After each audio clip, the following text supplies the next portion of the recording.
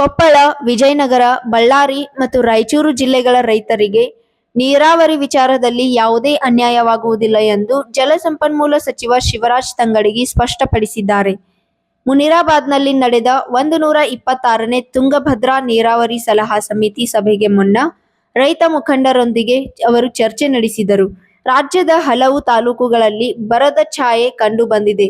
ಆದರೆ ತುಂಗಭದ್ರಾ ಜಲಾಶಯಕ್ಕೆ ನೀರಿನ ಒಳಹರಿವು ಮುಂದುವರೆದಿದ್ದು, ಪ್ರಸ್ತುತ ಜಲಾಶಯದಲ್ಲಿ ಸುಮಾರು 82 ಟಿಎಂಸಿ ನೀರು ಲಭ್ಯವಿದೆ ಎಂದು ಸಚಿವರು ತಿಳಿಸಿದರು.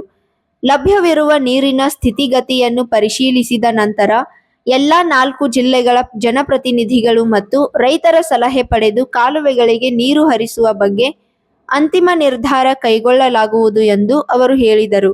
ರೈತರ ನೆಮ್ಮದಿಯೇ ನಮ್ಮ ಸರ್ಕಾರದ ನೆಮ್ಮದಿ ಎಂದು ಶಿವರಾಜ್ ತಂಗಡಗಿ ಭರವಸೆ ನೀಡಿದರು.